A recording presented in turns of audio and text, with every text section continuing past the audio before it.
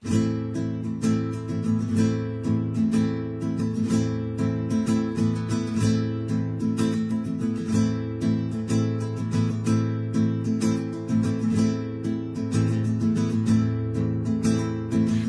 me miraste, mis ojos se cerraron. Volé por otros lados del sur que está mojado, del beso de tu boca en mis labios resecos por el sol.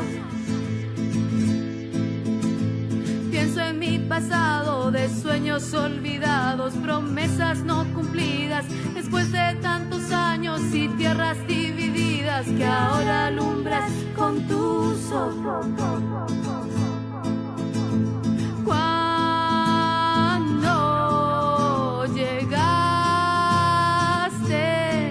yo caí de la altura del sol.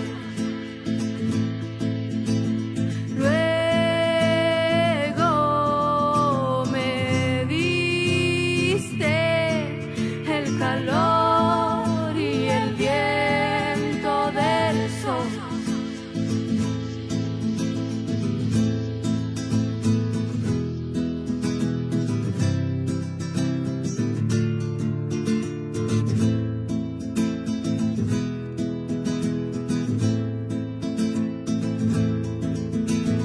Canto de mis sueños, canto acorralado entre luchas campesinas en contra del Estado y pensando en otras vidas. Mi canto es como la luz del sol. Canto lo de adentro por no echarlo afuera. Canto del sufrimiento, del grito de la tierra. En tus manos el espejo, en mis manos está la luz del sol. Cuando llegaste, yo caí de la altura. Hola, buenas tardes a todos y a todos. Soy Bernardo Pardo, director regional de la Fundación Superación de la Pobreza en la región de la Araucanía. Les damos la bienvenida al quinto seminario de un ciclo que hemos llamado Diálogos País.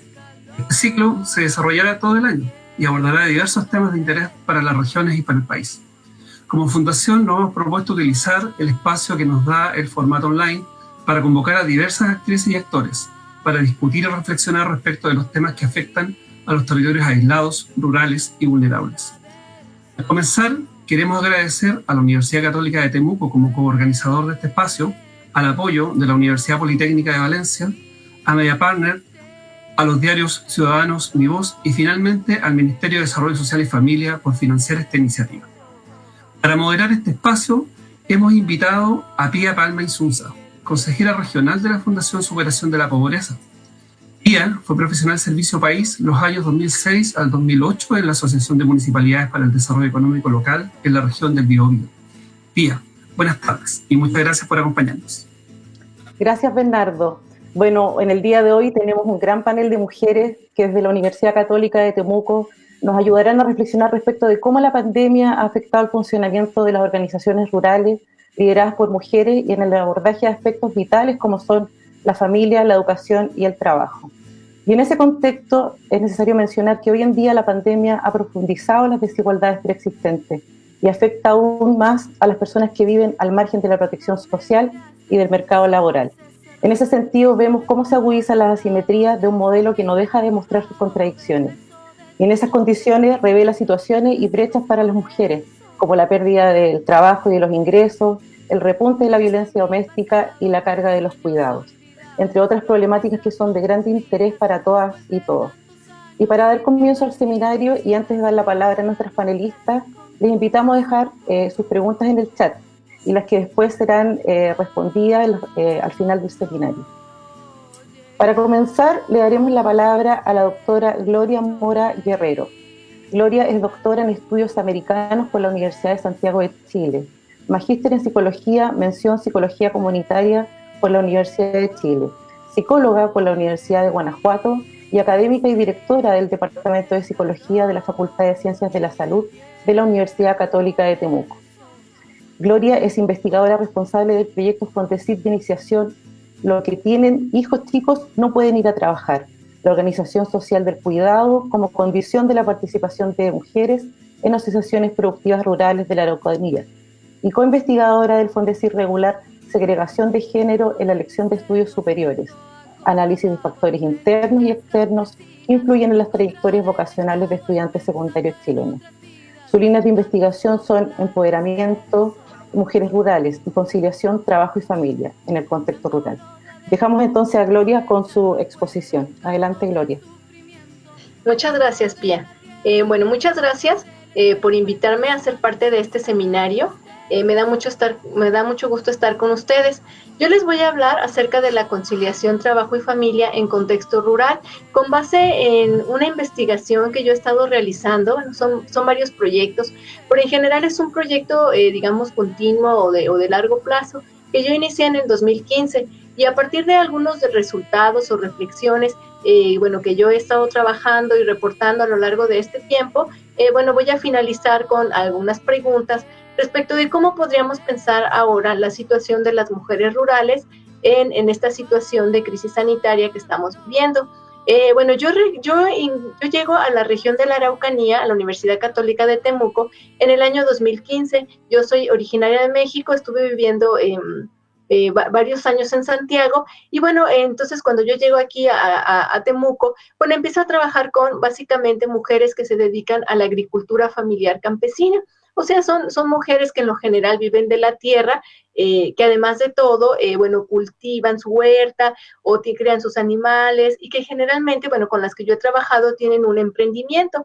Generalmente son mujeres ya mayores de 35 años que con frecuencia han dedicado gran parte de sus vidas a la crianza, fundamentalmente de sus hijos e hijas, y que llegado el momento cuando estos ya están mayores, ellas se dedican o dan el paso de dedicarse al emprendimiento. Entonces, con este tiempo que yo llevo trabajando con ellas, lo que he estado haciendo, pues es acompañarlas y acompañar este proceso de sistematización también de sus experiencias y este tránsito de lo privado a lo público, que en el feminismo, lo podemos entender así, de alguna forma, de lo privado a lo público, de estar en casa básicamente cuidando a los hijos, a las hijas, al marido, a los animales, a estar de pronto ocupando nuevos roles donde se ven de alguna forma impulsadas a contactar con otras personas, vender sus productos, de tomar decisiones que antes no estaban acostumbradas a tomar y que también les implican nuevos retos personales a nivel de su subjetividad. Entonces, yo he estado trabajando con ellas y en este proceso, que he estado yo sistematizando, básicamente, lo que he estado trabajando, es sistematizar las condiciones y las consecuencias o implicaciones que tiene tanto para ellas como para sus familias este tránsito de estar básicamente en casa a transitar a un ámbito más público, ¿no? A través de la generación, además, de una actividad que se esperaría que fuera remunerada. Entonces, ¿cuáles son las condiciones, no? ¿Cuáles son las condiciones en las que ellas hacen este tránsito? Las mujeres con las que yo he trabajado básicamente hacen este tránsito de una manera muy compleja y con una cierta tensión psicológica, emocional importante y también familiar y comunitaria. Básicamente, o en gran parte, uno de los nudos de esta tensión, pues es la división sexual del trabajo, la división tradicional sexual del trabajo, que implica para ellas la enorme responsabilidad de cuidar básicamente de la casa, pero de alguna forma cierta prohibición a ser visibles en el ámbito público, en el ámbito del trabajo, que lo pudiéramos entender así, o del trabajo remunerado.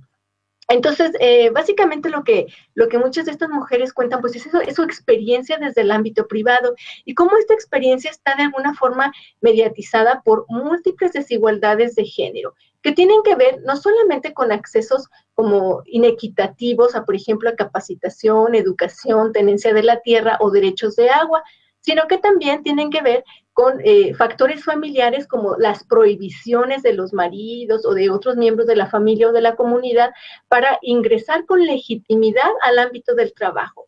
Y las propias, digamos, autoprohibiciones o subjetividades internas, porque de alguna forma también ellas como mujeres se encuentran en esta dicotomía entre salir o no salir. O sea, este tránsito no es sencillo, no es un tránsito que se dé simplemente con naturalidad, sino que implica todo un proceso de crecimiento y de desarrollo personal en el cual poco a poco las mujeres van transformando sus vidas y transformándose a sí mismas.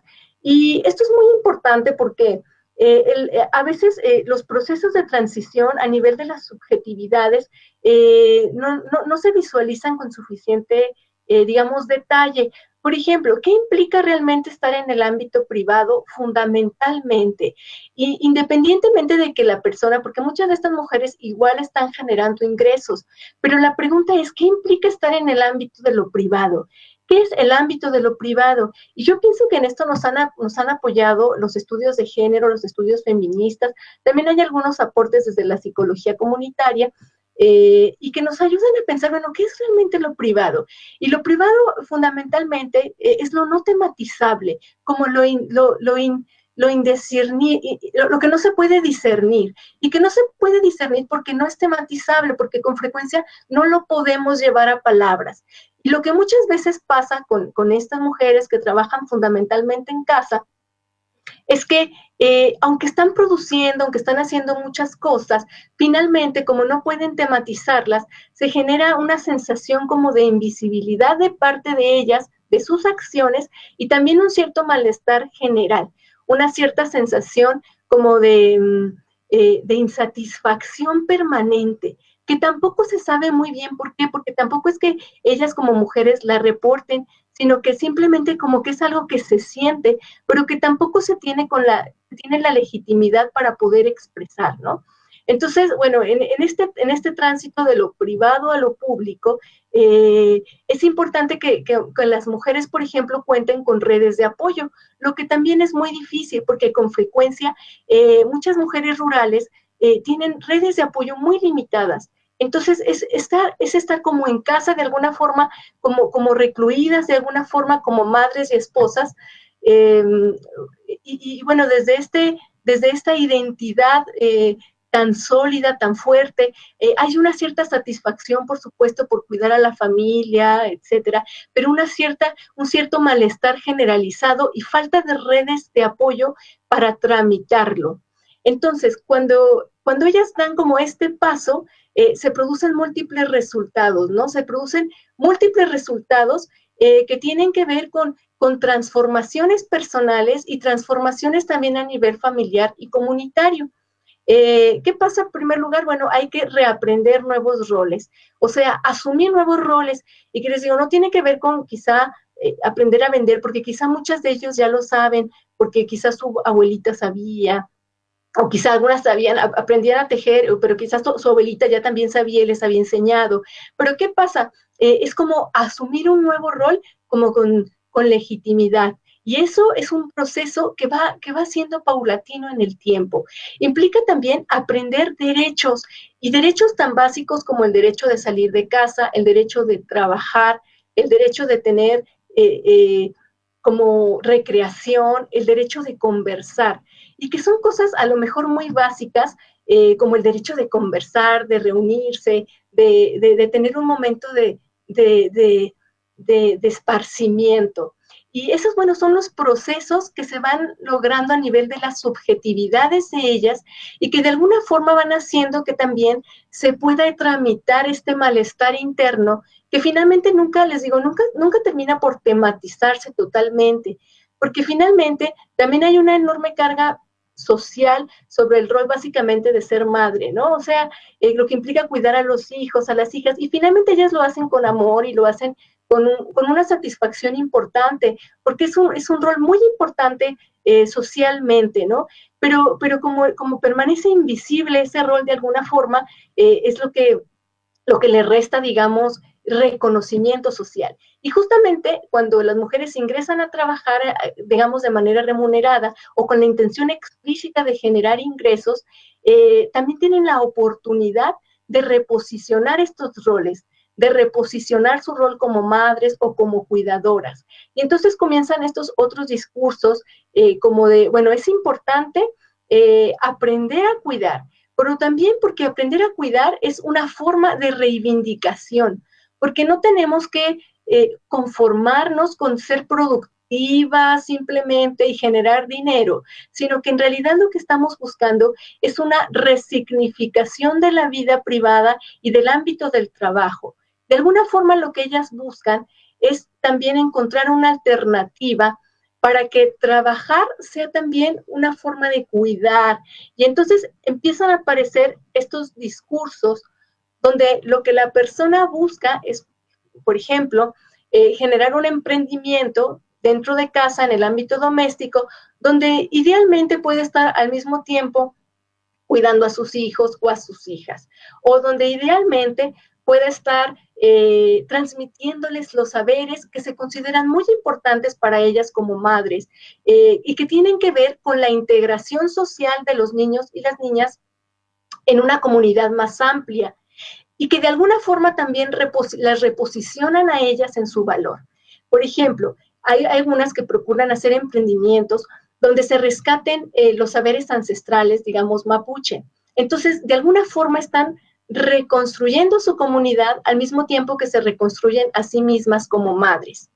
¿Qué es lo importante de todo esto? Que, sin embargo, también hay experiencias negativas en todo esto, porque la división sexual del trabajo de alguna forma sigue tensionando a las mujeres y de manera eventual ellas deben renunciar de nueva cuenta a sus proyectos personales, económicos, por esta división sexual del trabajo que de alguna forma las constriñe. Y entonces, ¿qué pasa? Cuando llega el momento de que tienen un nieto, una nieta, o un padre, una madre enfermo, pues son ellas de nueva cuenta las que tienen que volver a regresar a este mundo, que no es necesariamente malo, porque el problema no es que ellas consideren que el cuidado es como negativo, no, es un ámbito de desarrollo, es un ámbito que vale la pena vivir, pero que lamentablemente, como es invisible y no se reconoce, genera malestar porque no es tematizable. Entonces, en este escenario nos podemos preguntar, ¿qué realmente implica una cuarentena? ¿Qué realmente implica volver al ámbito de lo privado? ¿Y qué realmente implica volver al ámbito de lo privado para las mujeres rurales? Cuando hay una reducción de la movilidad, cuando hay un distanciamiento físico, una constricción también de las redes de apoyo, que ya de por sí en ellas, como yo les decía, son limitadas. Entonces, ¿qué es lo que pasa cuando regresas al ámbito de al ámbito de lo privado, condicionado por con una fuerte restricción, como digamos, de la elección personal por los roles de género? Y cuando, ¿qué es lo que pasa? Las familias, ahora que, por ejemplo, si los hijos o hijas venían a Temuco, ahora deben regresar al campo, o las familias en general tienden a volver al campo, y esto implica dobles jornadas de trabajo para las mujeres, que además de todo, bueno, son ellas las siguen siendo las responsables del trabajo doméstico. Entonces, ¿qué pasa cuando se restringen sus ya limitadas redes sociales y que justamente las vuelven a regresar al ámbito, este ámbito privado, que es muy complejo, porque genera como una sensación de malestar que es difícil de tramitar si no se cuenta con redes sociales de apoyo y fundamentalmente con otras redes de mujeres que estén pasando por los mismos situaciones y con las cuales se pueda la persona entender y comprender que su situación, lo que le pasa a ella no es necesariamente solamente a ella, sino que es un elemento colectivo y que es un elemento al que se le puede encontrar una solución social o una solución en conjunto. Y lo más importante también a lo mejor aquí es pensar qué implica esta situación de crisis sanitaria en relación a repensar el trabajo, el cuidado, las relaciones trabajo-familia o comunidad. Porque finalmente, nosotros también ahora que con esta crisis sanitaria que estamos viviendo, es como más evidente, cada vez es más evidente esta tensión entre lo privado y lo público, y cada vez es más evidente que se están traslapando los límites, que hoy día trabajamos desde casa, como de alguna forma también lo proponían las mujeres rurales. O sea, de alguna forma ellas también están proponiendo trabajar desde casa e integrar el cuidado en ese ámbito de lo privado y del trabajo como de una manera más armoniosa. Entonces, quizá también es una oportunidad para repensar la forma en la que conciliamos el trabajo con la familia. No digo que sea una relación sencilla, porque los estudios tampoco indican que es tan sencillo como tener un emprendimiento y organizarnos desde casa para trabajar y conciliar, sino que más, ¿por qué? Porque ahí aparece también otro cierto desgaste, un cierto desgaste psicológico del tiempo, ¿no? De esta sensación de estar siempre apresurada en los tiempos, dividiéndose entre el trabajo y entre el cuidado y entre las tareas domésticas. No es una relación sencilla, pero sí creo que hoy día la crisis sanitaria pone cada vez más eso en el tema de discusión, y creo que podemos repensar eso. ¿Cómo podemos conciliar el trabajo, la familia e incluso las metas comunitarias en un mundo en donde los límites se están borrando, donde los límites se traslapan y donde buscamos orientaciones distintas para enfrentar una sociedad que es inequitativa, sobre todo con las mujeres y en particular con las mujeres rurales? Eso les quería comentar el día de hoy. Muchas gracias. Quiero agradecer a Gloria y dejarles a todos invitados a dejar sus preguntas en el chat, y vamos a dar paso a la segunda presentación. En este caso vamos a dejar con ustedes queremos invitar a nuestra segunda panelista, ¿no es cierto? En este caso queremos dejar a Lilian Sangüesa Díaz. Lilian es magíster en intervención social, convención en familia y resolución de conflictos por la Universidad Autónoma de Chile, asistente social por la Universidad de la Frontera, académica del Departamento de Trabajo Social de la Facultad de Ciencias Sociales y Humanidades de la Universidad Católica de Temuco, directora alterna del proyecto FONDEF, modelo de evaluación de condiciones para la parentalidad, e integrante del Grupo Interdisciplinario de Estudios de Género de la Universidad Católica de Temuco. Sus principales líneas de investigación son familia, género y parentalidad. Adelante, Lilian. Gracias, Pía. Buenas tardes a todos y a todas. La verdad, muy contenta con esta invitación. Es un tremendo desafío poder hablar aquí acerca de la familia, la pandemia y la parentalidad. Y especialmente cuando tratamos de pensar en lo que está ocurriendo en el ámbito de la ruralidad. La verdad es que más que respuesta, la idea es compartir con ustedes algunas reflexiones que emergen a partir de ciertos datos que podemos constatar, digamos, y que han ido surgiendo en este último tiempo. Cuando pensamos en lo que está ocurriendo con las familias, para nadie es ninguna novedad, ¿cierto? Que el distanciamiento físico y el confinamiento en los hogares de manera obligada ha generado una tremenda crisis del cuidado, o ha develado un poco con mucha fuerza esta crisis del cuidado, en el entendido de que el cuidado es una actividad humana tremendamente necesaria para nuestra subsistencia. Al igual como la producción o como el sistema económico, y que el bienestar de los seres humanos no es una externalidad del modelo económico, sino que es una actividad que implica una tremenda carga, principalmente para las mujeres hoy en día, y bueno, a lo largo de toda la historia. Cuando pensamos en los modelos de bienestar, ¿no es cierto?, latinoamericanos, principalmente familiaristas, estamos pensando en un modelo donde la responsabilidad del cuidado recae principalmente en la familia, ¿cierto?, como su nombre lo dice, familiarista, pero en realidad más que en la familia recae principalmente en las mujeres. Cuando miramos los datos, las estadísticas, nos damos cuenta de que el 70% de las labores de cuidado, de trabajo doméstico, son desarrollados en América Latina por mujeres, versus el 27% que es desarrollado por hombres. En ese sentido, entonces, la escolarización en casa, el tener que compatibilizar en muchos casos el trabajo remunerado a través del teletrabajo, el trabajo doméstico, implica una tremenda sobrecarga para las mujeres hoy día, con consecuencias para nuestra salud mental que son insospechadas. El confinamiento también tensiona, ¿no es cierto?, las relaciones familiares, aumenta el espacio de control de control y vigilancia de parte de agresores, ¿cierto?, potenciales agresores sobre sus víctimas, y por lo tanto eso también deja un tremendo espacio a una serie de expresiones de violencia de las cuales estamos siendo testigos. De acuerdo a ONU Mujeres, durante el año 2019, casi 250 millones de mujeres y niñas entre 15 y 49 años fueron víctimas de agresiones físicas y sexuales de parte de compañeros afectivos. Sabemos que mueren más hombres, ¿no es cierto?, asesinados, pero las mujeres lo hacemos a manos de compañeros afectivos, ¿cierto?, de personas a las cuales conocemos, con quienes tenemos un vínculo, y en ese sentido este confinamiento al cual nos estamos viendo expuestas hoy día, genera, ¿no es cierto?, una preocupación enorme. Si observamos algunas cifras, a mayo del 2019 teníamos 7 femicidios. Sin embargo, al mismo mes, este 2020, ya llevamos 22 intentos de asesinato, y el 70% de esos intentos han sido dentro del hogar. ha habido un aumento de casi el 70% de llamadas de emergencia de parte de mujeres, ¿no es cierto?, por estar siendo víctimas de violencia. Sin embargo, los datos del Ministerio Público indican que las denuncias por violencia intrafamiliar han disminuido un 25%. Eso significa entonces que el confinamiento y el aislamiento social y físico está impidiendo a muchas mujeres efectivamente poder activarse, ¿cierto?, y hacer las denuncias respectivas frente a este tipo de situaciones.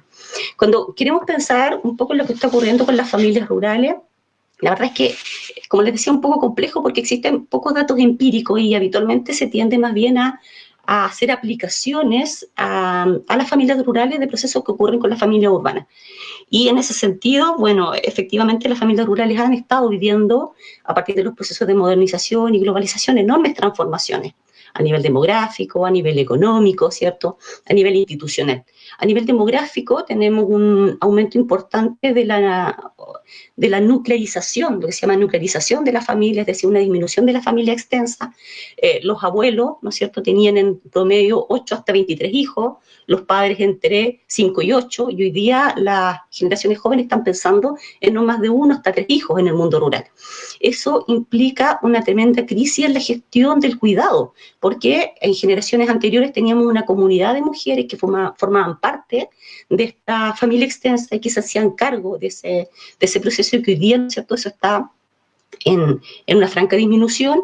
¿Y qué significa también entonces para esas mujeres vivir con mucha soledad, ¿cierto?, esta enorme tarea del cuidado?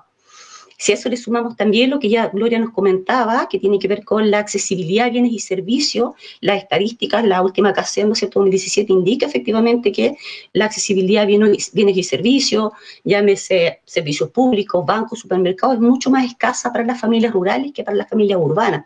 Por lo tanto, la disponibilidad de redes de apoyo justamente ante situaciones como la pandemia, como la emergencia de experiencias o situaciones de violencia, obviamente disminuye ostensiblemente.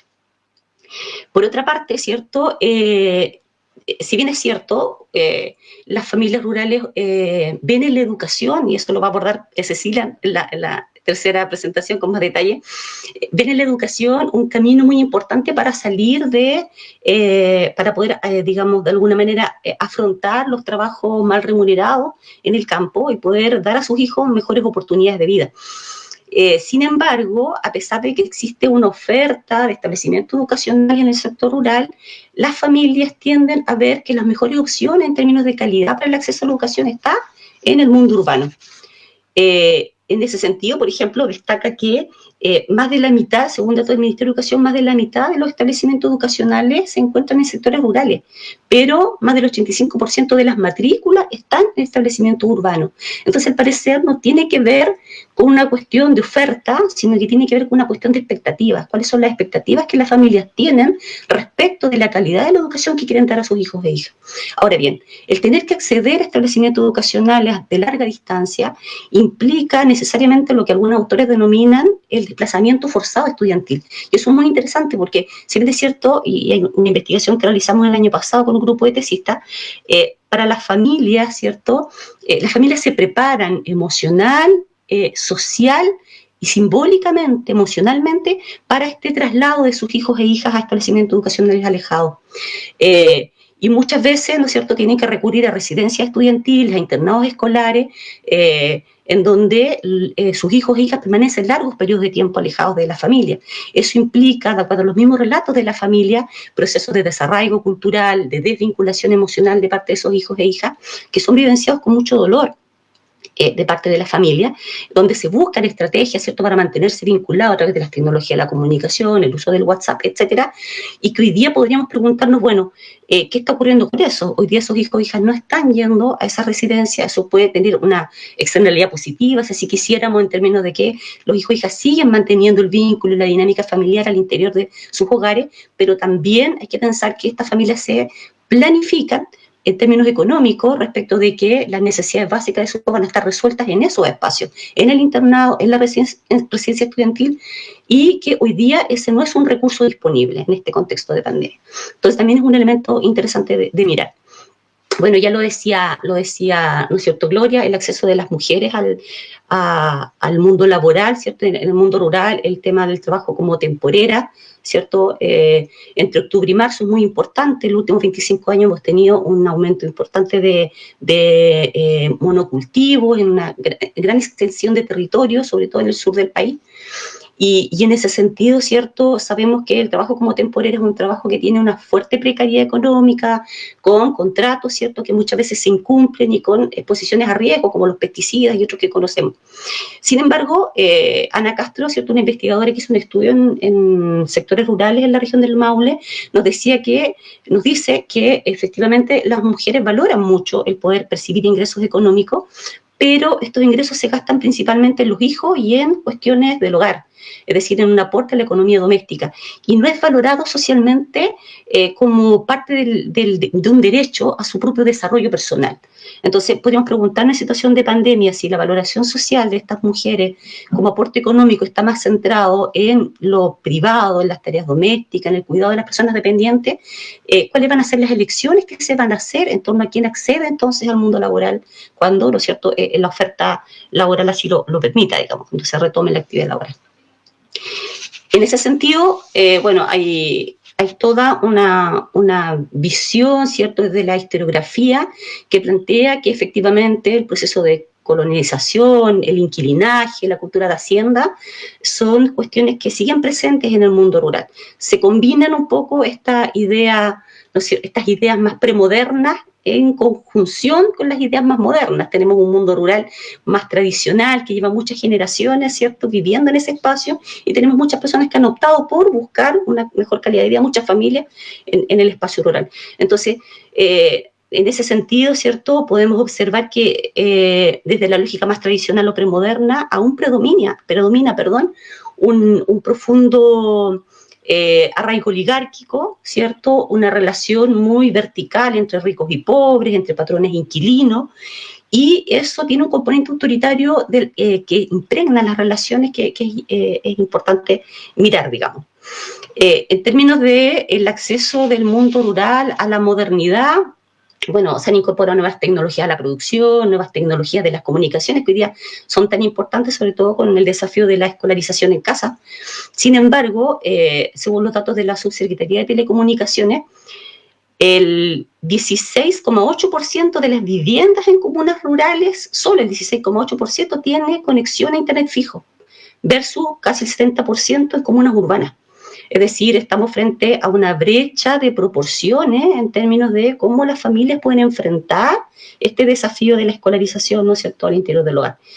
Por otro lado, también la CACEN 2017 nos muestra que, si bien es cierto, el 12% de la población chilena habita en sector rural, cuando se observan los datos de vivienda, el hacinamiento es más fuerte en sectores urbanos, pero en el sector rural, en torno a la materialidad de la vivienda, más del 30% de las viviendas rurales se encuentran en calidades irrecuperables. Es decir, tenemos familias que están habitando viviendas en condiciones de irrecuperabilidad. Eso, ¿no es cierto?, nos muestra un poco lo complejo que está siendo hoy día para las familias rurales el poder desarrollar una dinámica, ¿cierto?, familiar democrática, etcétera, al interior de ella. Por otra parte, también la literatura nos indica que los cambios y las transformaciones familiares están siendo más lentas en las familias rurales. Cuestiones como la igualdad de género, ¿no es cierto?, relaciones de poder más democráticas al interior de la pareja, en el proceso de crianza de los hijos, la modificación de los estereotipos de género, ¿cierto? Ha sido un proceso que se está instalando con más lentitud en el mundo rural. Y por otra parte, ¿cierto?, retomando un poco lo que comentábamos recién en torno al tema del trabajo, hoy día los monocultivos, ¿cierto?, la industria alimentaria moderna, digamos, ha ido afectando fuertemente los entornos ecológicos, ¿cierto? estamos siendo testigos de la fragilidad del sistema alimentario industrial y de la pérdida de la biodiversidad que ha generado los monocultivos. Y eso es, si volvemos a un poco, lo retomamos, el tema del cuidado, por ejemplo, todo lo que tiene que ver con la alimentación autosustentable, la medicina tradicional en base a hierbas, ¿cierto? Son prácticas que han sido culturalmente, históricamente altamente feminizadas. Y hoy día justamente nos encontramos con un entorno ecológico que está siendo altamente depredado, y respecto al cual entonces muchas mujeres están perdiendo la posibilidad de seguir, ¿no es cierto?, recreando y reproduciendo esas prácticas culturales que son tremendamente relevantes en los entornos rurales. Otro elemento que también surge, que en realidad es más una pregunta, que tiene que ver con las experiencias de varias direcciones de desarrollo comunitario en algunas comunas de la región en torno a la pandemia, que indican justamente de que en torno al liderazgo de organizaciones comunitarias hay muchas mujeres que han asumido liderazgo. Y cómo esta cuestión, ¿no es cierto?, de que cultural y socialmente estamos llevando a las mujeres, ¿cierto?, al mundo de lo privado, al tema del cuidado, a responsabilizarlas a ellas sobre todo, ¿cierto?, el cuidado de los hijos que están en casa, puede afectar justamente ese ejercicio de liderazgo, que ha estado muy presente, ¿cierto?, y que también es bastante invisibilizado. Entonces, bueno, todo lo que he estado diciendo es muy consistente con una cuestión que ya se ha venido señalando desde hace mucho tiempo. Ya el año 2010, ¿cierto?, el informe del Programa de Naciones Unidas para el Desarrollo planteaba que en Chile podemos observar ciertas representaciones sociales del género, ¿cierto? Y en ese informe se habla de 5 grandes representaciones: la machista, la tradicional, la pragmática, la liberal, la luchadora. Y dentro de la machista, representación machista, obedece a un mundo donde la ley jerárquica es del hombre, los hombres mandan, proveen y las mujeres obedecen. En la representación más bien tradicional, un mundo complementario, ¿cierto? Ambos se complementan, pero cada uno un mundo en orden. Cada uno es del lugar que le corresponde, digamos, desde los patrones tradicionales de género. Y justamente esas representaciones sociales más estereotipadas están mucho más representadas poblacionalmente al sur de Chile, en familias con menores ingresos, menor nivel educacional y con una fuerte presencia también en sectores rurales. Entonces, nos damos cuenta en síntesis, ¿cierto?, que al parecer existe una preponderancia muy fuerte de la autoridad del padre aún, ¿cierto?, en el ámbito de lo rural, en las familias rurales. Eso indican por lo menos las últimas investigaciones que he podido revisar, ¿cierto? La maternidad sigue siendo un aspecto central en la identidad de la mujer, el sometimiento de los hijos a la autoridad del padre, la presencia de machismo en las pautas de socialización y relación cultural están todavía presentes y se están viendo fuertemente tensionadas, ¿cierto? Por una parte, los procesos de socialización cultural, familiar y los procesos de educación formal. Desde esa perspectiva, entonces, y ahí le dejo el pase luego a Cecilia, todo el proceso de educación formal, como el desafío es cómo logra, respetando los patrones, respetando la identidad cultural, ¿cierto?, respetando algunas prácticas culturales que son muy significativas en torno a la dignidad de las personas, también contribuye a promover efectivamente un cambio y una transformación en estas relaciones de género más democráticas e igualitarias. Eso, muchas gracias. Bien, muchas gracias, Lilian. Bueno, quiero comentar que ya tenemos algunas preguntas en el chat, pero queremos continuar con nuestra tercera panelista en esta oportunidad. Así que, para continuar, quiero dejar con ustedes a la doctora María Cecilia Fernández Darrás. Cecilia es doctora en Ciencias Humanas con mención Discurso y Cultura por la Universidad Austral de Chile, de profesión asistente social y magíster en Desarrollo Humano Local y Regional, ambos grados obtenidos en la Universidad de la Frontera. Recientemente, Cecilia asumió como gran desafío la dirección de género de la Universidad Católica de Temuco. Actualmente es académica de la Facultad de Ciencias Sociales e investigadora responsable de 2 proyectos Fondesit. Por un lado, el Fondesit de Iniciación al Androcentrismo en el Discurso Escolar, y por otro lado, un Fondesit regular relacionado con la segregación de género en la elección de estudios superiores. Las líneas de investigación de Cecilia son principalmente género, educación, androcentrismo en el discurso escolar, feminismo, género y estudios de discurso, mujeres y memorias de violencia. Así que agradecemos a nuestra tercera invitada, quien tiene una amplia experiencia laboral y académica en temáticas de de género. Así que damos la bienvenida a Cecilia. Muchas gracias, Pía. Muy buenas tardes. Gracias por la invitación. Un gusto estar acá. Yo les voy a hablar efectivamente esta tarde sobre las principales brechas y desigualdades de género en el contexto de la educación, en sus distintos niveles, con algunas aproximaciones a lo que ocurre en el contexto rural. En los últimos años hemos escuchado con fuerza la siguiente afirmación: las mujeres estudian tanto más que los hombres. Y claro, si miramos desde el punto de vista cuantitativo, es así, ¿no? Los datos de matrícula muestran que a nivel mundial, en un tercio de los países, las mujeres han ido superando las barreras de acceso a la educación en los distintos niveles. Y en el caso de Chile ocurre eso, ¿no? La matrícula, tanto a nivel de enseñanza parvularia, básica, media, es bastante equitativa entre hombres y mujeres. Y ha causado bastante impresión, digamos, que en los últimos 10 años la matrícula de las mujeres en instituciones de educación superior va superando el 50%, ¿no? A estas alturas ya es alrededor del 53-54% en carreras de pregrado. Pero una vez hecha esta constatación respecto de la cuestión del acceso, que desde luego ha sido una barrera histórica muy importante para las mujeres a lo largo de muchos años, surge una pregunta importante, digamos. ¿Tienen las mujeres oportunidades equivalentes a las oportunidades que tienen los hombres en el sistema educacional? Y ahí es donde viene un análisis de género que tiene que llevarnos a mirar cuáles son aquellas brechas o aquellas desigualdades que están muy presentes todavía en el sistema escolar y que son una gran preocupación, por ejemplo, para la sociología feminista de la educación o para la pedagogía feminista. Y se ha visto que hay diferencias de género, por ejemplo, en las pruebas estandarizadas, ¿no? En distintas pruebas, las mujeres tienden a tener mejores resultados en lectura, por ejemplo, y a estar muy por debajo del rendimiento de los hombres en lo que refiere al rendimiento en matemáticas y en ciencias. Y cuando uno mira más en detalle, quienes están en situación más desfavorable son las niñas, precisamente, que estudian en colegios rurales.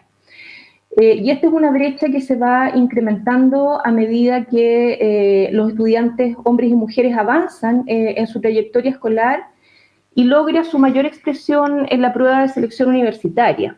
Y ahí hay datos muy interesantes porque a pesar de que las mujeres llegan con un mejor promedio de notas que los hombres a rendir la prueba de selección universitaria, obtienen puntajes más bajos en todas las áreas, con excepción del lenguaje, donde están logrando un puntaje equitativo en los últimos 2 o 3 mediciones, pero tienen apenas un 20% de representación en los rangos de puntaje más altos, es decir, del total de personas que obtienen sobre 750 puntos, solo el 20% son mujeres.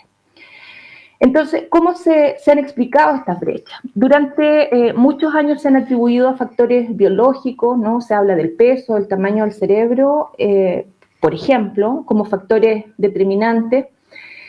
Sin embargo, estos argumentos se han ido desestimando a partir de mucha evidencia al respecto, porque se ha concluido, entre otras cosas, que en contextos donde se promueven aprendizajes más igualitarios, donde no se hacen diferencias en materia de cómo se incentivan los aprendizajes, no se presentarían estas brechas.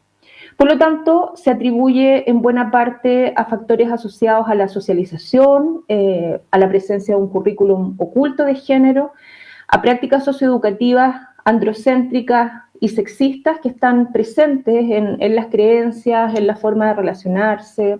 Algunos estudios dan cuenta, por ejemplo, de que profesores y profesoras tienden a prestar más atención a los niños que a las niñas, por ejemplo, en las clases de matemáticas. Hay una orientación vocacional fuertemente marcada por los sesgos de género, etc. Ahora, si uno se pregunta qué implicancias tienen estas brechas, bueno, principalmente van generando, por una parte, desigualdades en el rendimiento que de alguna manera actúa como un predictor para el futuro de niños y niñas. desde luego con un mayor rezago para niñas del sector rural y para niños del sector rural en segundo lugar. Y se va produciendo una segregación de género que se observa, por ejemplo, al momento de tomar decisiones vocacionales para la educación media técnico profesional, por ejemplo, al momento de ingresar a una universidad o una institución de educación superior. Si bien ya hemos dicho que en las instituciones de educación superior la matrícula femenina es superior a la masculina, hay sectores del conocimiento o áreas productivas fuertemente feminizadas, como por ejemplo la salud, la educación, y hay otras altamente masculinizadas, como por ejemplo las carreras del área de la tecnología. Y esto último tiene implicancias importantes en el mercado laboral, donde se reproducen fenómenos de segregación horizontal, ¿cierto?, que están asociadas a las tareas de cuidado o que las mujeres estén en aquellas ocupaciones que tienden a ser una prolongación de los roles domésticos, y la segregación vertical, que es lo que en los estudios se denomina el techo de cristal, ¿cierto?, hasta donde las mujeres pueden llegar y que no pueden acceder más allá en términos de ocupar cargos directivos o gerenciales o qué sé yo. Y estas formas de segregación vienen a explicar buena parte de la brecha salarial que existe hoy día entre hombres y mujeres. Y aquí esto tiene efectos sobre las mujeres, pues porque si pensamos hoy día, por ejemplo, que en la educación media técnico profesional accede una buena cantidad de población rural, que en los últimos 10 años se ha producido un incremento sustantivo de matrícula también del sector rural, son precisamente entonces las mujeres rurales quienes se van a ver en una situación más desfavorable, producto de estas brechas y de esta segregación que se va produciendo desde los niveles más primarios de la educación. Ahora, si nosotros nos preguntáramos cómo puede impactar una crisis sociosanitaria en el mundo de la educación y particularmente en la vida de las mujeres, hay algunos efectos generales, podríamos entender efectos que no tienen a lo mejor relación con la cuestión de género, y desde ese punto de vista ya se puede afirmar que esta es una crisis que de manera indefectible va a tener serias implicancias en el campo de la educación y que va a generar rezagos muy significativos en algunos grupos de la población. De hecho, ya se están desarrollando algunos estudios respecto de lo que está significando esta crisis en la vida de niños y niños, en las familias, en los jóvenes universitarios, etc. Por una parte, estos rezagos están asociados a la brecha digital, por ejemplo, ¿no? Al acceso a Internet, a disponer de equipos computacionales, a contar con un espacio físico y con otras condiciones ambientales que son básicas para sostener un proceso de enseñanza-aprendizaje en un escenario de pandemia, ¿no? Donde las personas están en su casa y la casa se transforma en la escuela, se transforma en oficina, se transforma en el espacio donde coexisten las distintas actividades de las personas y de las familias.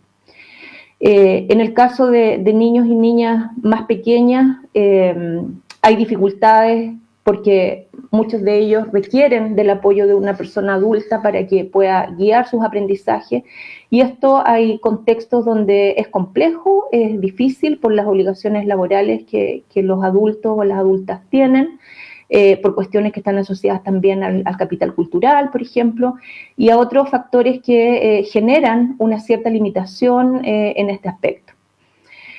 Y sin duda las personas más rezagadas en este periodo, en este contexto de pandemia, van a ser o son ya quienes tienen menores recursos materiales, ¿no? Las personas que habitan en el medio rural, donde la penetración de Internet es muy débil o inexistente en algunos casos, estudiantes que provienen de familias que se han visto más golpeadas económicamente por esta pandemia, producto de la pérdida de los empleos y de todas las situaciones que ha traído aparejada esta crisis. Entonces, con la pandemia, lo que está ocurriendo a nivel educacional es que se está agudizando la brecha entre ricos y pobres, entre rurales y urbanos, entre educación pública y privada, y seguramente también va a ocurrir lo propio entre hombres y mujeres. Con la pandemia también se agudiza el fenómeno de la feminización de la pobreza, algo que ya había mencionado Lilian de alguna manera. Ya hay datos que están revelando que las mujeres se están viendo mucho más afectadas por el desempleo, por la precariedad laboral y por todos los efectos sociales que está trayendo aparejada la crisis sociosanitaria.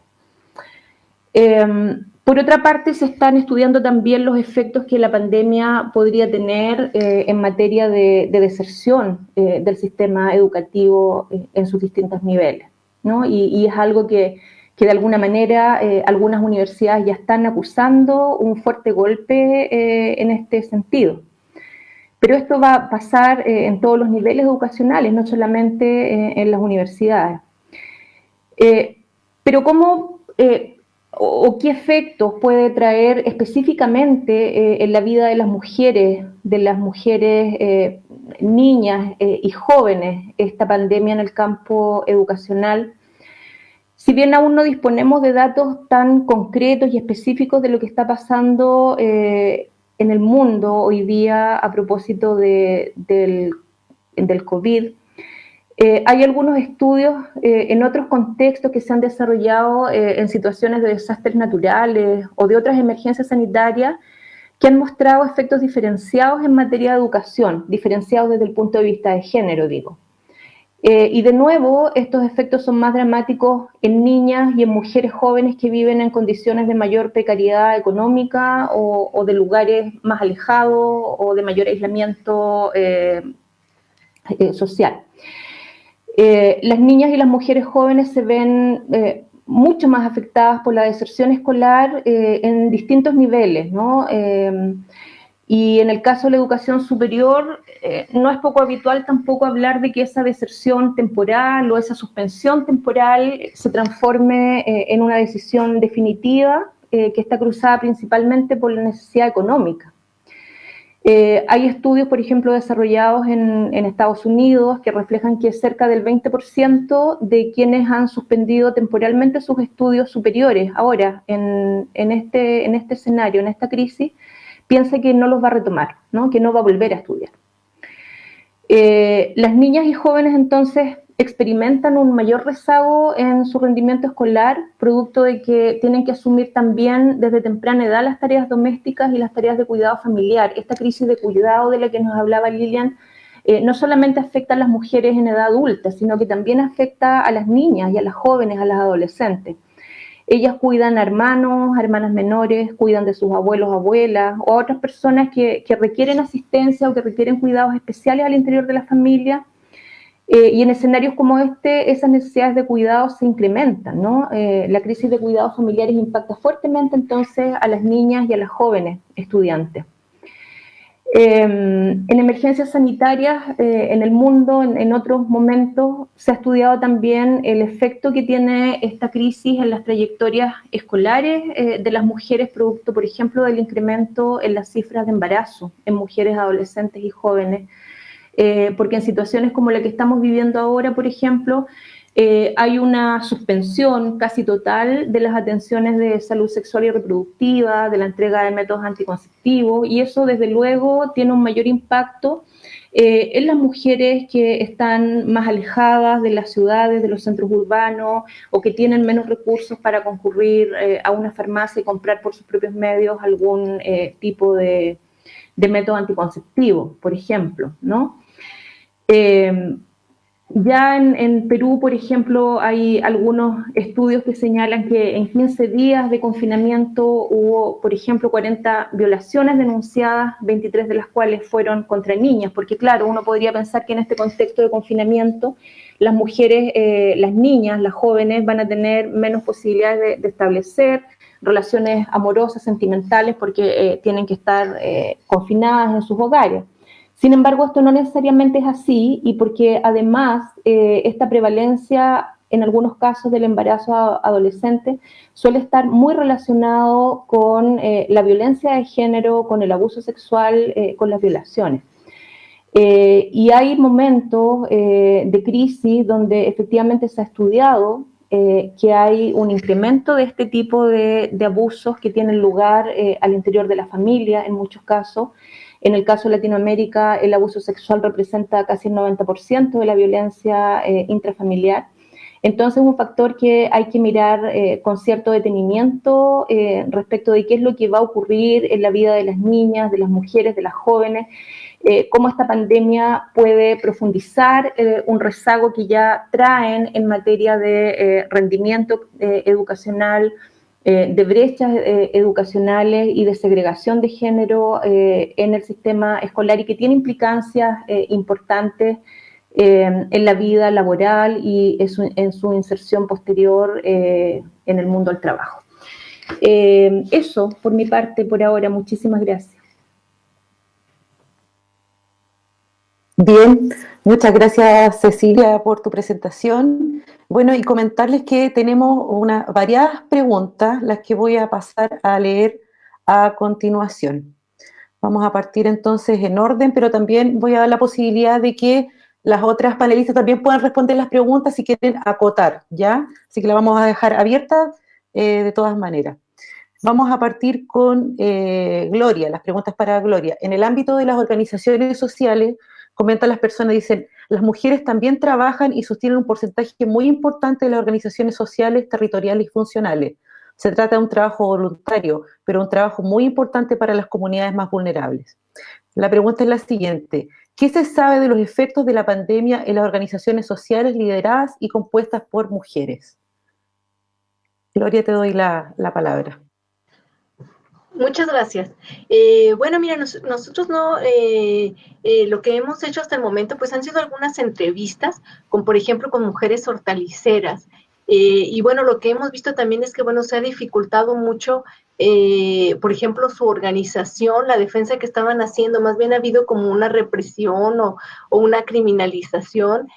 También, por ejemplo, para ellas, ¿no? Ahora, por ejemplo, no pueden ir al centro de Temuco a organizarse como lo estaban haciendo. Entonces, a ciencia cierta, uno no es que tengamos, o al menos yo no tengo datos así concretos de qué se sabe respecto a las organizaciones sociales lideradas o compuestas por mujeres, pero lo que sí sabemos es que algunas han tenido pues múltiples dificultades actuales para organizarse. Por ejemplo, te digo, tengo algunas entrevistas de mujeres que estaban organizándose como movimiento para ir a vender sus productos, como movimiento de hortaliceras, y lamentablemente pues han tenido muchas dificultades que tienen que ver con, bueno, dificultad para transporte. También existe la dificultad, por ejemplo, de pasar los cordones sanitarios, no pueden pasar los cordones sanitarios,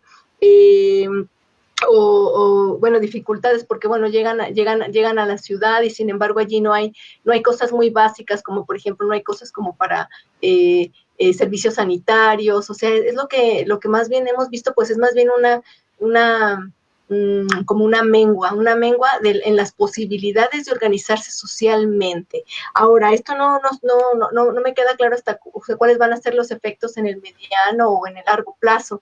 Lo que sí sabemos es muy probable que a lo mejor también sea un área de oportunidad. Por ejemplo, lo que hemos visto también es que cada vez las mujeres están participando más, por ejemplo, en las organizaciones de usuarios de agua. Entonces también esto con la situación de la crisis sanitaria, lo que hemos visto es que el problema o las probabilidades de enfermar son mayores cuando no tienes un adecuado agua potable en casa, cuando no tienes suficiente acceso o suministro de agua. Entonces, ¿qué es lo que pasa en esos casos? Bueno, es muy probable que también entonces sea una oportunidad para que, quizá no ahora, pero sí en el mediano plazo, haya mujeres que tengan mayor presencia en estas organizaciones de usuarios de agua y que estén también posicionando esta temática.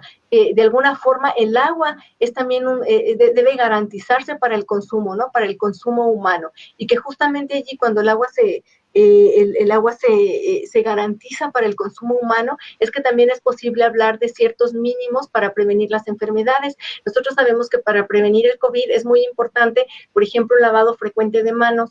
Entonces, ¿qué es lo que pasa cuando no tienes agua? Y es justamente allí donde las mujeres son las que pueden dar cuenta de eso, ¿no? De estos efectos que tiene no tener agua sobre la salud. Y que yo pienso que la crisis sanitaria las hace muy evidentes, o no tener accesos mínimos a los servicios de higiene. Entonces, creo que eventualmente también es una oportunidad para eso. para que, bueno, en el mediano plazo o quizá en el largo plazo, todas estas mujeres participen de este tipo de organizaciones y tematicen eso, ¿no? Tematicen los mínimos necesarios para mantener un mínimo de salud dentro de los hogares. Creo que en ese sentido sería una posibilidad que veremos más adelante. Gracias, Gloria. No sé si quieren agregar algo más las panelistas. Yo quisiera agregar algo. Sí. Ya. Adelante. Bueno, gracias. Yo planteaba en la presentación esta preocupación por lo que está ocurriendo en torno al liderazgo de mujeres en términos de las organizaciones comunitarias, más como una pregunta en realidad a propósito de conversaciones que he podido desarrollar. Como docente, digamos, me toca supervisar prácticas profesionales y he tenido la oportunidad de conversar con algunos directores de desarrollo comunitario, y una de las cuestiones que se plantean justamente es que, bueno, ustedes saben que existe una fuerte segregación de género en los liderazgos. Mientras más ascienden el poder, es más factible encontrar más hombres que mujeres, y efectivamente en las organizaciones comunitarias hay una fuerte presencia de mujeres. Y en este contexto de pandemia, justamente el cuidado se ha tenido que gestionar a nivel comunitario. Estos tres actores que tradicionalmente, ¿cierto?, son considerados cuando analizamos, ¿no es cierto?, el modelo de bienestar, Estado, mercado, familia.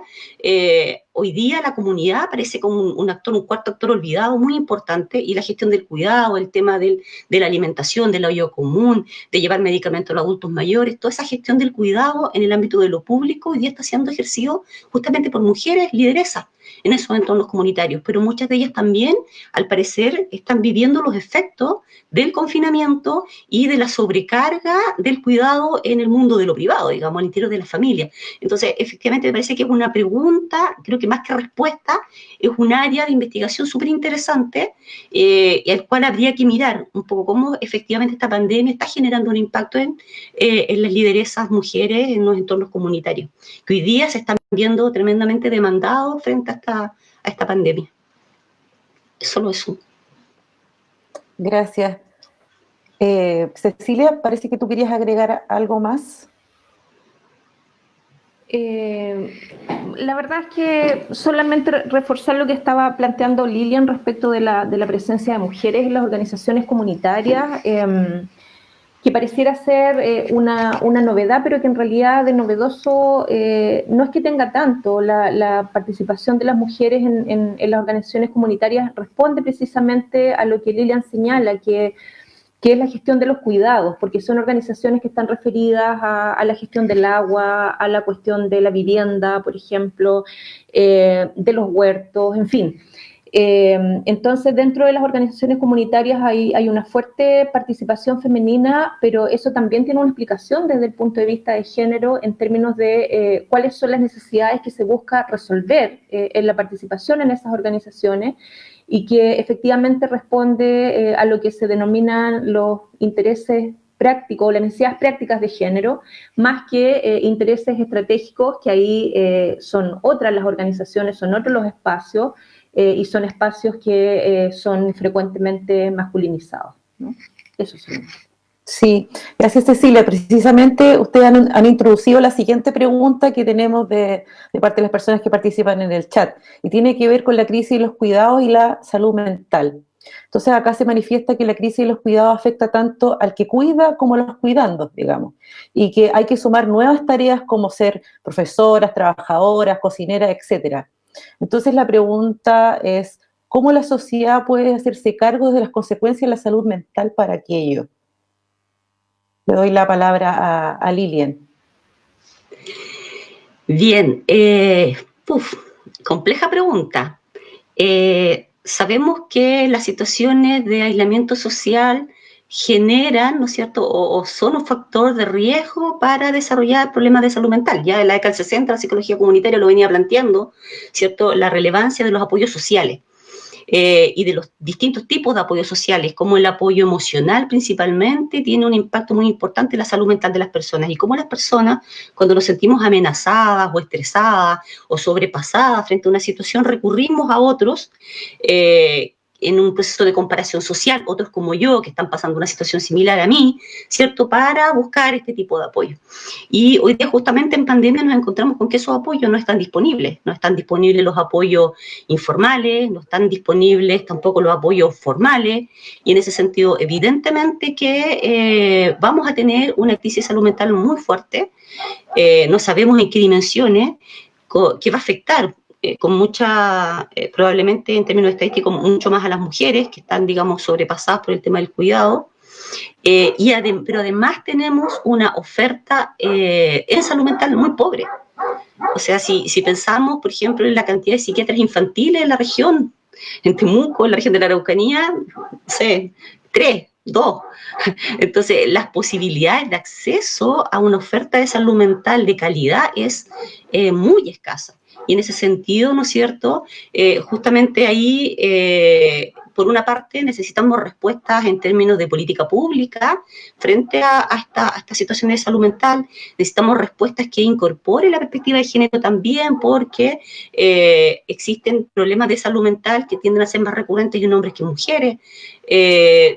Por otra parte también, cómo efectivamente se puede potenciar, ¿no es cierto?, de alguna manera a las distintas organizaciones de la sociedad civil, comunitaria, que se están activando hoy día para hacer frente a estas necesidades de apoyo social. Estoy pensando en el uso de las tecnologías, estoy pensando en los movimientos de mujeres, justamente que están apoyando a otras mujeres a través de las redes sociales, estoy pensando justamente en cómo se buscan estrategias que permitan justamente afrontar esta situación de aislamiento, ¿cierto?, esta incertidumbre, esta sensación de soledad que están viviendo muchas familias en general y muchas mujeres en particular.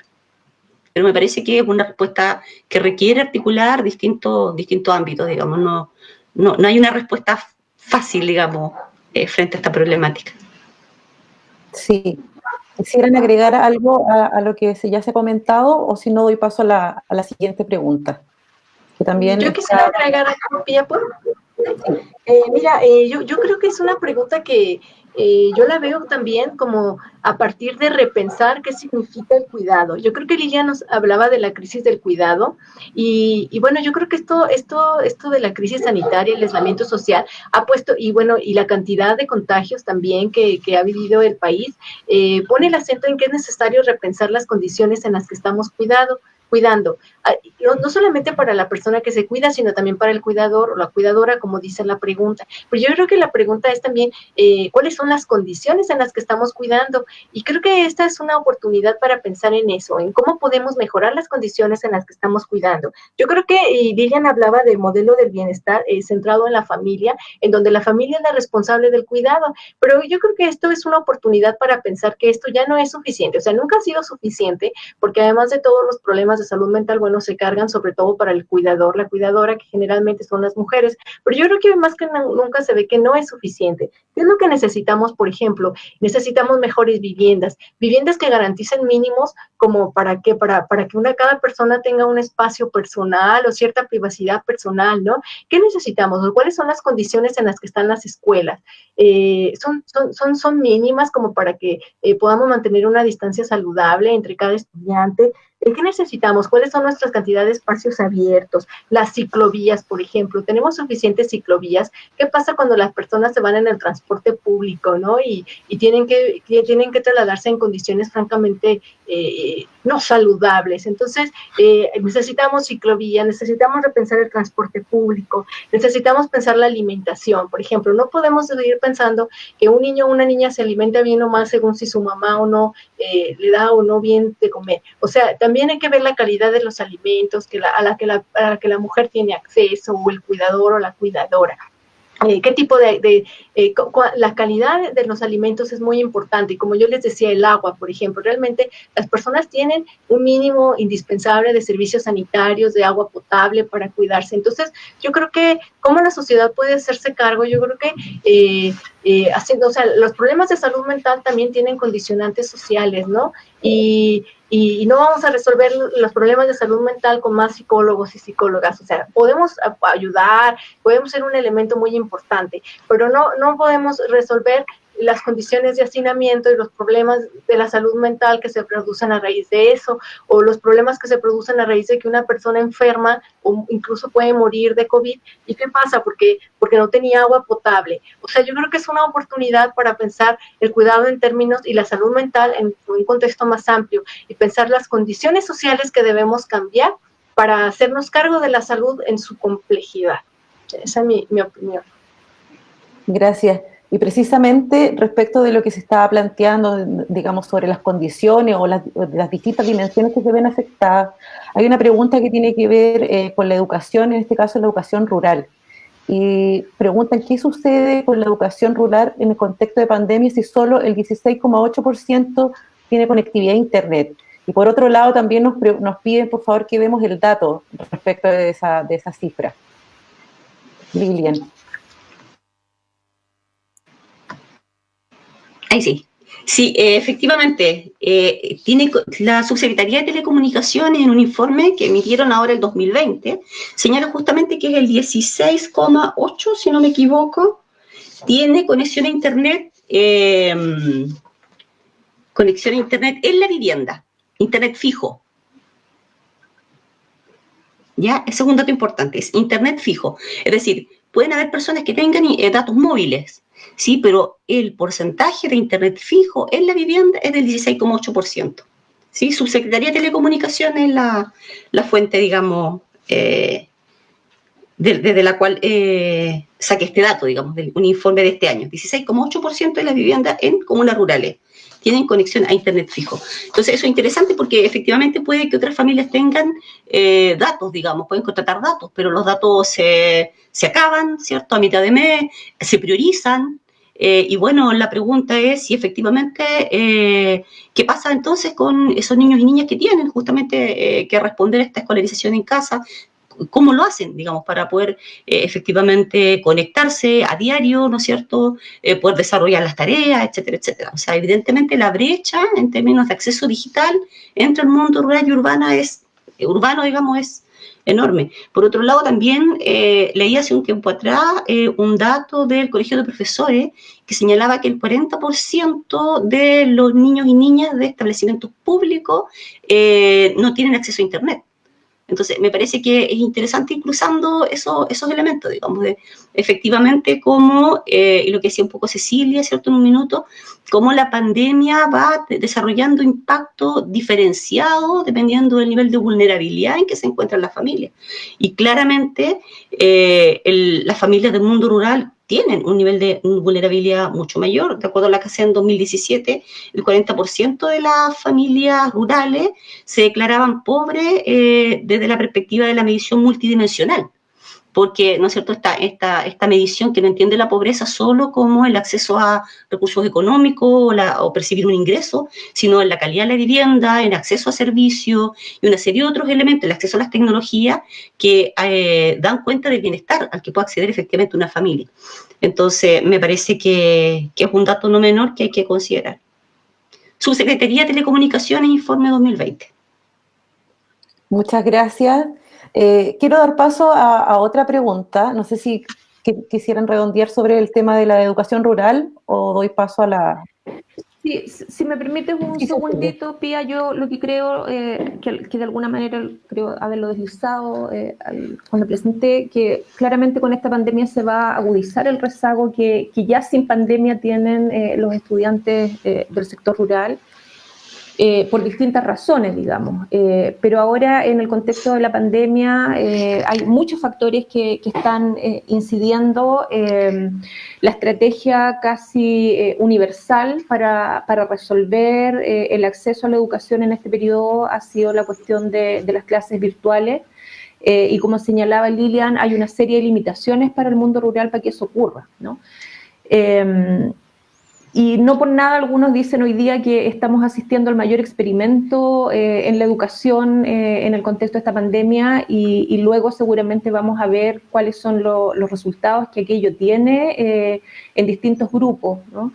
El Ministerio hoy día está trabajando en generar otras estrategias, en tratar de generar materiales impresos para que lleguen a los estudiantes, pero tampoco sabemos si es que eso va a resolver el problema de generar efectivamente una estrategia que permita aprendizaje de calidad en este periodo.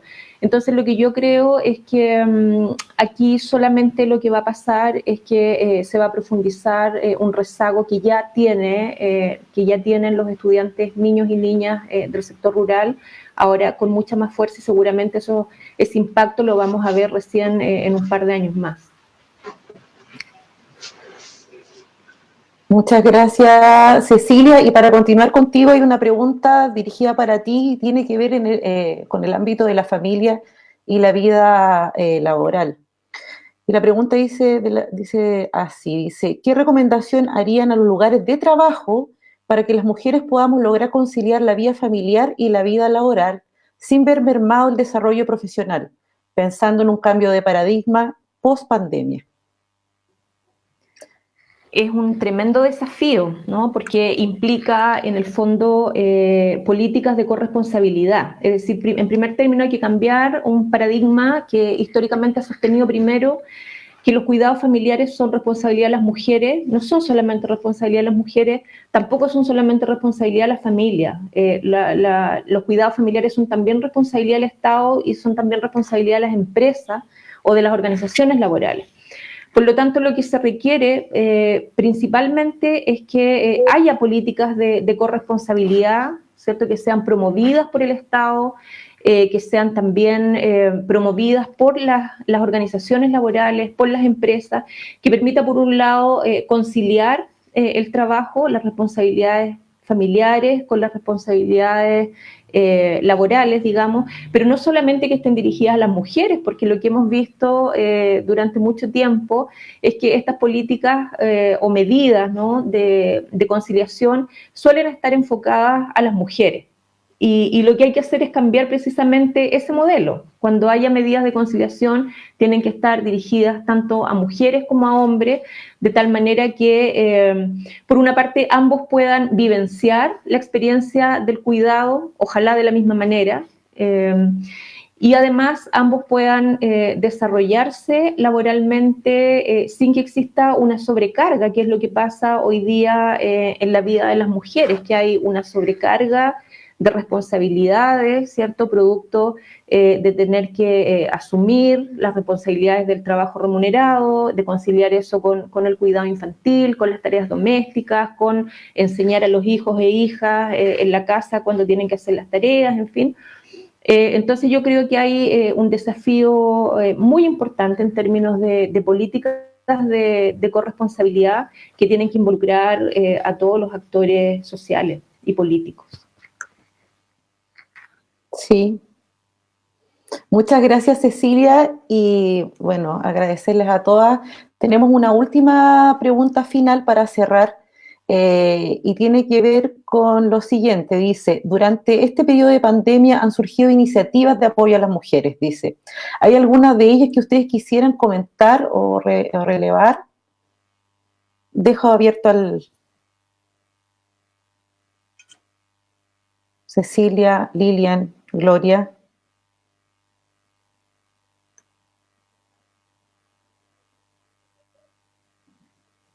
Bueno, no, mira, yo la iniciativa que en el Departamento de Psicología como que con la que hemos tenido más contacto es una iniciativa que se llama Estoy Contigo, y bueno, las redes estoycontigo.cl es el link, y bueno, donde he estado participando mucho una académica del Departamento de Psicología que es Berta Escobar, y bueno, otras muchas académicas del departamento han estado participando, y también, bueno, varios profesionales de la psicología como part-time. No forma parte, esta red no forma parte del departamento, pero es una iniciativa, digamos, desde la sociedad civil y que está dando apoyo en este tiempo de crisis, ¿no? De crisis en salud mental. Entonces, no es del Departamento de Psicología, pero han participado varios académicos y profesores también ahí de la unidad. Y bueno, lo que yo pienso es que finalmente también desde las universidades, al menos, por ejemplo, acá desde el departamento se han estado dando varios las prácticas profesionales, etcétera. Y bueno, lo que más bien yo creo que nuestro desafío y lo que hemos estado intentando hacer con mayor o menor éxito es que estas iniciativas, si bien son generales, se transversalice en ellas la perspectiva de género. Eso es lo que hemos intentado hacer, que sepamos hacer intervenciones con perspectiva de género. Yo, por ejemplo, estoy en un proyecto en el que queremos diseñar un protocolo de cómo atender desde la psicología con perspectiva de género. Entonces, por ejemplo, ¿qué tipo de elementos qué tipo de preguntas nos tenemos que hacer para atender a una mujer? Diferente del qué tipo de preguntas nos tenemos que hacer para atender a un hombre, posiblemente, ¿no? Como qué factores o qué elementos debemos de focalizar para dar este tipo de atención. Entonces, bueno, esa es una iniciativa que yo en lo personal estoy en ese proyecto de investigación, y pues la idea es formar a los y las estudiantes de la carrera de psicología de la universidad para que sepan hacer eso, para que sepan dar servicios de atención psicológica con perspectiva de género. Muchas gracias. Sí, bueno, de forma personal, sí quiero dar la palabra. ¿Alguien más quiere comentar? Sí, no, muy breve. En realidad es complejo mencionar, digamos, alguna iniciativa en lo particular. Creo que hay una serie de organizaciones de mujeres que hoy se están haciendo presentes en torno al tema de la pandemia. Yo quisiera rescatar el trabajo que están haciendo varios colectivos en torno a la violencia en medios digitales. Ya me parece, sobre todo en Argentina, por ejemplo, se ha debatido mucho en torno a cómo esta restricción del intercambio físico, ¿no es cierto?, ha aumentado justamente la necesidad de comunicarnos a nivel virtual, y cómo eso también, ¿no es cierto?, es un espacio para la violencia de género, incluso para la trata de personas, la trata de mujeres, en el caso de mujeres migrantes, ¿cierto? No hace mucho un colectivo de migrantes que trabaja fuertemente acá en la región de la Araucanía, Trama, desarrolló justamente un seminario en torno al tema de la trata de personas, que afecta, sabemos, con mucha fuerza a mujeres principalmente.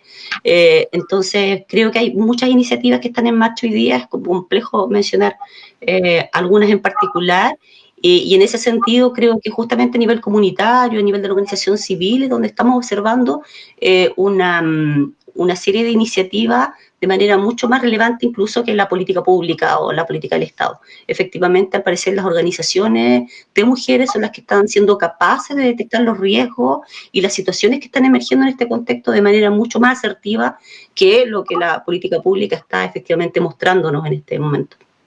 Eso como una reflexión más bien personal. Ciertamente.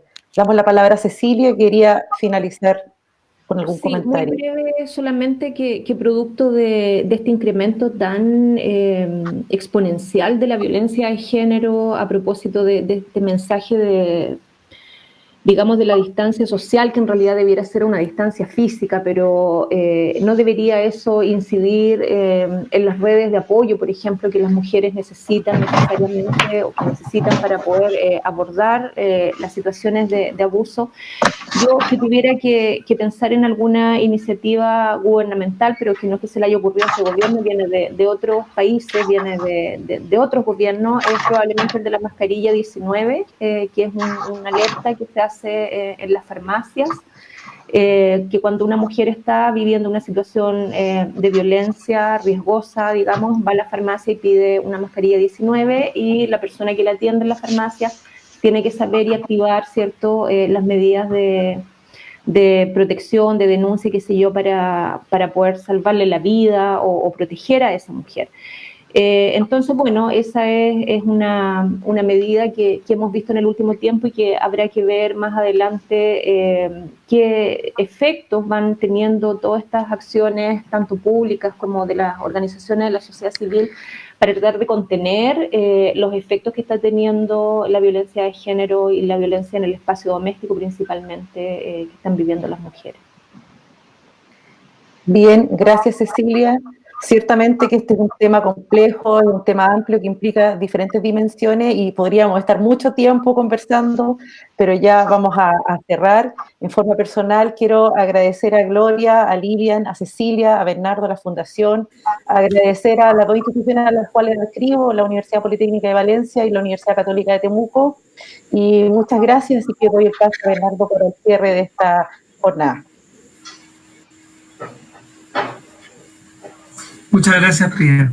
Bueno, con esto terminamos este quinto espacio de conversación que hemos denominado Familia, Educación y Trabajo en contextos de pandemia. Les dejo la invitación para el próximo martes 28, donde retomaremos el ciclo de crisis hídrica con el seminario Miradas de los Gobiernos Locales, donde compartiremos la experiencia de los municipios. Y además, los dejamos invitados a participar del resto de los diálogos país, de los que pueden informarse en www.superacionpobreza.cl.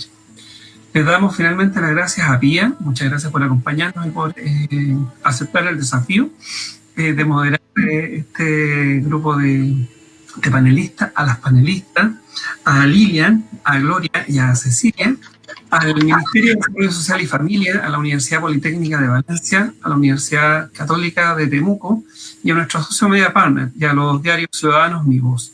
Y un especial abrazo a todas y todos las y los profesionales del Servicio País que se encuentran a lo largo y ancho de nuestro país trabajando y comprometidos por un país más justo.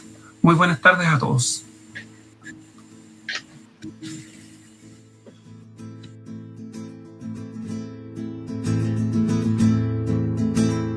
Cuando me miraste mis ojos se cerraron, volé por otros lados del sur que está mojado, del beso de tu boca en mis labios resecos por el sol.